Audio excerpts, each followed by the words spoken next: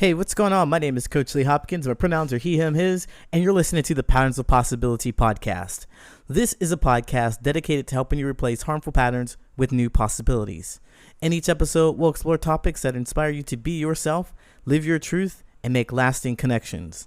In this episode, we're going to talk about breadcrumbing. You know what breadcrumbing is?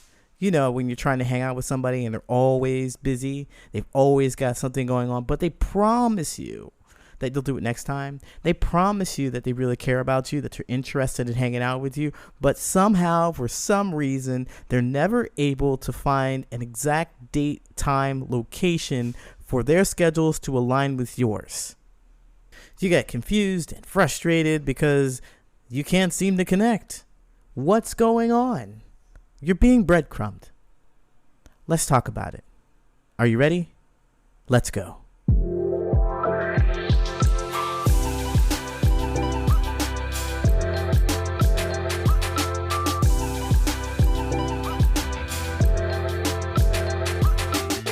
So what is breadcrumbing anyway? Well, breadcrumbing is a term used to describe behavior where someone gives you just enough attention or just enough communication to keep you interested, but they don't follow through with actually pursuing a meaningful relationship with you. They don't spend time with you. They don't listen to you. They don't appreciate you. Those things that happen. You're just vying for their attention that somehow, for some reason, you cannot get. That's breadcrumbing. And in this episode, I want to talk about 3 signs that it might be happening to you and what you can do about it. But first, before I do that, before I start talking about this, I wanted to talk about what spurred this thought, what spurred this conversation that we're having today, or listening to this podcast episode today, is that I watched this video online on TikTok, because that's where I spend most of my time. I watched this video on TikTok where this guy is on I think it's a Just Friends podcast or something, Best Friends podcast. I don't know what the name of the podcast is, but I watched this video of this guy just saying that I hate when you set boundaries, friend. You don't spend time with me. You always say that we can do something, and he makes it, because the podcast is lighthearted. It's supposed to be lighthearted. Everybody's laughing about it. You know, he says like, I love you unconditionally and you love me with conditions. And she was like, no, I don't. No. I love you unconditionally. You know that. And then he goes on to imitate how he tries to schedule meetings with her. He says, I really miss you. I want to do lunch. And she says, no, I'm way too busy. I really didn't do much today. I had to sit underneath a tree and catch some rays or whatnot. And he goes on to say that gives the impression that she's never available when he wants. He's never available, and he's trying to make time for her, and she just won't make time. She has little reasons he's not prioritized, little reasons why she can't connect with him. And I want to say that, as adults, we get busy. Life happens. Essentially, we have work, we have other responsibilities, we're stuck in traffic, we've got commitments, whatever it is. We've got a lot of things going on, but there is time for things that we prioritize. People will always prioritize what's important to them. And the thing that really spurred this episode was that everybody's laughing about this like it is really a big joke. And of course, the creator or the podcaster who's talking about his woes, he's doing it in a fun, joking way, and so everybody's laughing about it. And I'm thinking, no, don't laugh, because that's a serious conversation that needs to be had.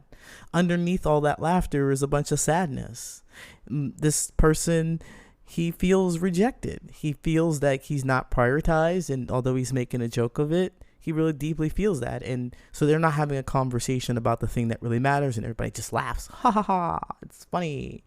Or if this is happening to you, or something like that is happening to you, if you resonate with that, perhaps you would do the same thing, because you don't know how to do this. You don't know how to handle this situation, because if you did bring up your real feelings, they could easily say something like, well, you're not being a supportive and understanding friend. And then you shrink right back down to a little person. You shrink right down. All your self-esteem just disappears. You're like, I know that I want to be with you and hang out with you and have lunch with you and spend time with you. And that's what friends do. And it makes sense for me to want this. But then as soon as they say, well, you don't understand how hard it is for me out here. I've got things going on. I don't have time for you. You're so selfish. And you just shrink. You shrink into, and I'm like, I see why. It's hard to have these kind of conversations. But what's happening here, the whole dynamic is breadcrumbing. It's breadcrumbing. The friend, whoever that might be, whoever for you, anybody in your life who you're trying to reach out to, you're trying to set concrete plans with, you're trying to hang out with, you're saying that you miss them, you want to get on the phone, you want to spend time with them, and they're not reciprocating, or at least they're deflecting. They're not responding to you in a timely manner, whatever you all agreed that timely manner would be like for you. They're not responding to you, and it's a clear signal that they're not prioritizing you. So in case you're not really sure, I want to share these 3 signals or 3 things that you can point out in their behavior to help you recognize that this is breadcrumbing.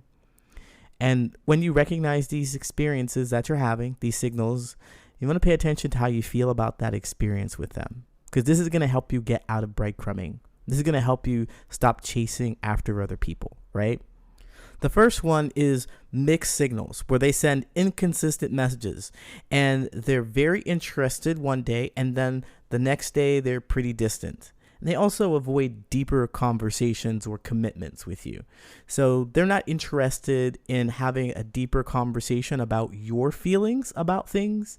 And perhaps even if you heard them say, I'm busy, I'm super busy, and you're like, hey friend, I completely understand that. I'm here to lend an ear. If you want to share what's going on with your life, I'd love to support you. They're not interested in having this deeper conversation with you, but they'll tell you, yeah, I'd love that. And it never materializes. Those are mixed signals. The next one to watch out for is lack of follow through. Now, they make promises or plans, but they frequently cancel or they don't follow through, right? They'll leave you feeling disappointed and confused about their intentions because they're saying that they want to do one thing and then they don't do it. But they'll tell you along the way, as they don't do the thing that you asked for or don't do the thing that you planned, they will tell you, I love you, I support you, you're amazing, I can't wait to hang out, but they never do. It sounds like, let's have lunch someday. Let's hang out. You're a really cool person. Some compliments they throw in there at you. You know, I think you're a good friend. And it makes you kind of confused and crazy made, because you might be thinking on your side of the fence, well, if I'm such a good friend, why don't you want to hang out with me? Why don't you want to? And so there's a lack of follow through there. And then the final one is avoiding future plans. They avoid discussions about the future or avoid making concrete plans together because they want to keep things vague and they want to keep things not fully committed. They don't want to invest in you. So really check for this breadcrumbing. What you can do is create a concrete plan. Create a concrete plan and then present it to them. All right, friend, we haven't seen each other in several weeks, almost a few months here, maybe even 3 months. Let's get together. And I'm going to take all of the thinking out of it for you. I'm going to plan it. I'm going to present to you something, a date, a time, a location, and we're going to do this. So you go to the drawing board and you think, oh, you know what? June 28th is it. That's the day I want to have lunch. I'm going to try this. I'm going to go to this. I'm going to check this restaurant. So this is the restaurant we can go to. This is the time, the date, location. I got everything. Bring yourself. And you share that with your friend. I set everything up. Can you do this day? And you're being conscious of the fact that they have said they were super busy. They've got so much on their plate. And you share with them. You take all the thinking out of it. They don't have to worry about the time, place, location, all that stuff. They just have to worry about getting there. And you give them plenty of time. You give them a week or 2, maybe 3 weeks, 4 weeks, whatever it is. You give them time to put it on their calendar, to clear out the path so that you can hang out. Because they're telling you that you're awesome. They like you. They wish that they could hang out with you. And here is the time, place, location. It's not a surprise or anything like that. You put that out there for them. You tell them this is what I'd like to do with you. You made it so easy for them. It's not a stressful event. Couldn't see a reason why they wouldn't want to show up if they liked you a whole lot, if they were your friend and interested in talking to you. Right? I mean, I could. And if they say, oh, well, no, it's too far in advance. I don't know what's going on. Things happen, stuff like that. That's breadcrumbing. That's breadcrumbing at its finest. You made concrete plans. If they cared, if they wanted to prioritize you and your friendship, they would make it happen. And if they couldn't make that specific thing happen, they would be able to make something specific happen. Well, then what works best for you, friend, since you can't make it June 28th? I know you miss me a whole lot too, don't you? Why don't you plan something that works best for you? Right? So, if this is happening to you, they're giving you mixed signals, they're not following through, they don't want to make plans for you, you're being breadcrumbed. And I want you to pay attention to how you feel about them, how you feel about the experience when they tell you no, when they constantly kick the can down the road, they push out the time, they push out the date, they say they like you and they care about you. How do you feel about being in that space with this person? Because one of the things that keeps us breadcrumbing, chasing after those little scraps that fall from the table, is that we don't value our own self-worth and our time. We think that their time and attention is really important. We get addicted to that bit of love bombing and that interest that they show in us, but they don't follow through. You got to pay attention to that. You got to really focus on how you feel about how they don't follow through. You don't need to know why. You really don't. Don't get stuck on focusing on why they do what they do. That's none of your business. Right now, your business is to take care of you and your feelings. If this is happening to you, tell us about it. Let us know, and I will be happy to give you some insight on what I would do in your specific situation. If you're receiving the sporadic or inconsistent communication, if you're getting occasional compliments and you're confused about your relationships, then let's have a conversation about it, because you don't need to tolerate this. And I guarantee you that there are millions of other people out here having this experience, and they feel stuck between letting go of this friend that says they care about them so much and feeling rejected, confused, frustrated, and emotionally drained. This doesn't have to be you. It doesn't. Hey, Patterns of Possibility fam. If you'd like a little more guidance and hands-on support, then I've got great news. You can hire me as your own personal coach. Go to patternsofpossibility.com/coaching to apply for individual or group coaching. In this 12-week program, I'm going to help you make the meaningful connections that you deserve. After this coaching program, I promise you'll be able to do 3 things. 1, you'll be able to clearly identify who belongs in your tribe and who doesn't. Say goodbye to those people who are wishy-washy, you're unsure of. No, you will know for certain whether or not they deserve to be in the same space with you. And second, you are going to know that your thoughts and feelings are valid and worth expressing. So if you do have feelings about your friends not holding up boundaries or not holding up space for you or not meeting your needs, then you are not going to shy away from telling them. You will be able to communicate your boundaries in a clear, concise manner and advocate for yourself in your relationships. And finally, you are going to learn how to start and stop conversations with strangers and steer them towards topics that are interesting and important to you.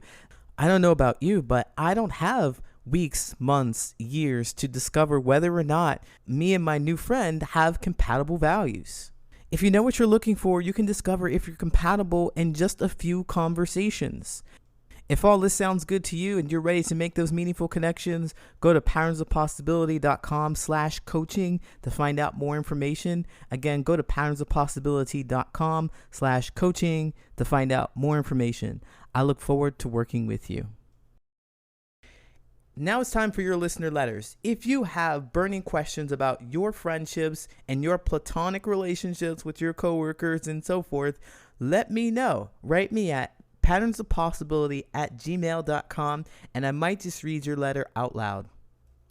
All right, this time this person says, I really hope I'm not overthinking this. I've been best friends with my best friend for over 4 years because we have similar interests. That's a good start. Yet, consistently for 4 of those years, I'm the one who has to put effort into the friendship. I know you shouldn't assign arbitrary values to how much effort you put in and all that, but it doesn't seem to work out where they initiate conversation. I always have to ask to hang out, and I'm rejected 95% of the time. Near the start of our friendship, we were nice and loving, but as we got more comfortable, she got meaner and meaner because I feel like she doesn't have anything to do to express our friendship. And conversations, they're dry, and I have to bring up new subjects or start conversations. She's not like this with all her friends. With her other friends, she'll hang out all the time, not inviting me. And whenever she sees them, she will often take a much happier demeanor and be a lot more talkative and kind, often in conversation, insulting me with a joke, which is kind of hurtful. I know she doesn't mean it, but it sometimes seems that as a friend, I need actual affection instead of mocking and cruelty. Am I being too clingy? Is it a parasocial relationship? She has said that I'm her best friend, but it's just getting harder and harder to believe her. I don't know why I care about her so much because I genuinely have no reason to. She said about 3 nice things to me altogether, and she has never made any sort of effort with me. They go on to say here that if I'm a psychopath, please be blunt. Or if there's anything immediately obvious here, I have autism, so it can be hard for me to tell at times. Well, I definitely get those social cues. Like, whew, man, who are they? What are they for? Who are they for? The social cues. I mean, they're important, okay. But yeah, I understand. I used to miss quite a few of them, and I prefer people to say things like flat out to me as well. So you say you don't think your best friend cares about you. That's basically what's happening here, and you're saying that, well, 95% of the time you've asked to hang out. They don't ask at all. They don't ask at all to hang out with you by what you wrote here. And it's confusing because they say one thing and they're doing another thing. And us, we're on the outside of this. If you're listening to this, you're on the outside of this and you're like, well, it's obvious, dude. Just leave them alone. They're not sinking any time and effort and interest into you. And this person is autistic, so they're having difficulty with the social cues. But I don't even want to say that this is an autism thing. This is not about that. It's about our desire to connect so badly that we dismiss the actions and we hang on to the words in the hope of what we want to happen. We hang on to those things, the belief of the character that we create in our head, the best friend that we create in our head.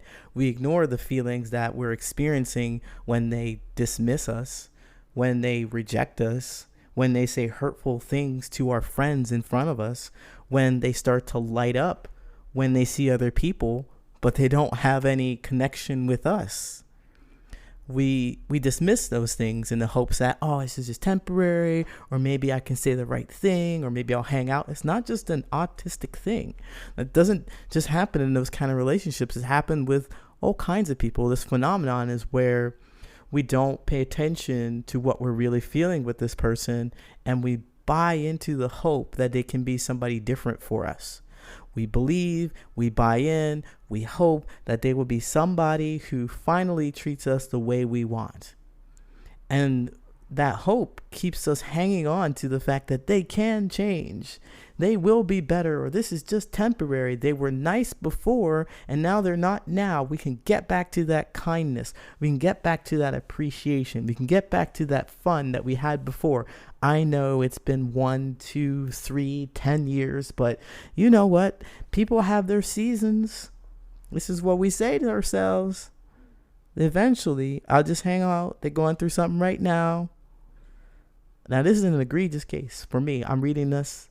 The one that I read, this is egregious for me. I'm like, wow, this person, they call you the best friend best friend. How is that? That hurts my head, because we're like best friend.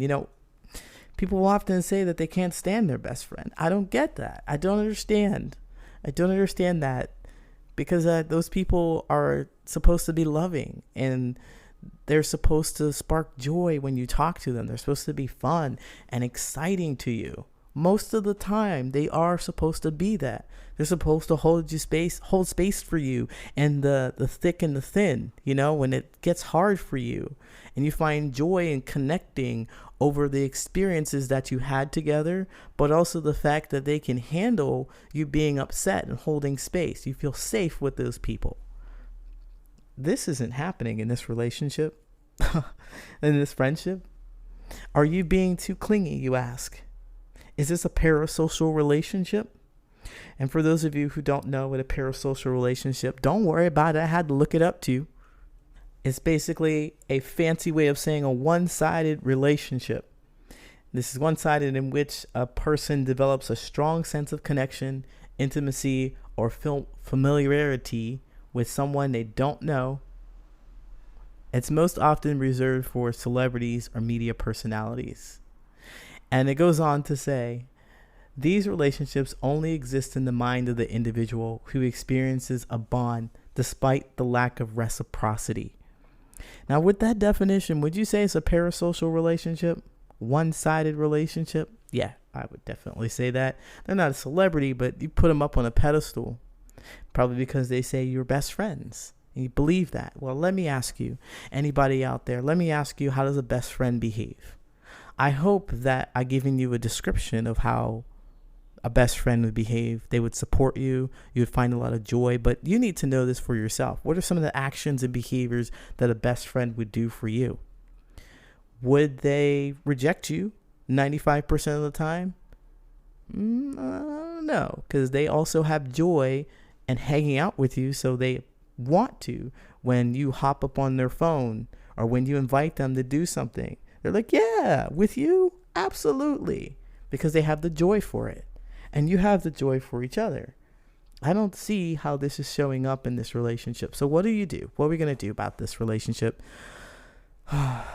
It's hard, because there's that belief to contend with, that 4 years of I'm your best friend, you're my best friend, let's hang out together.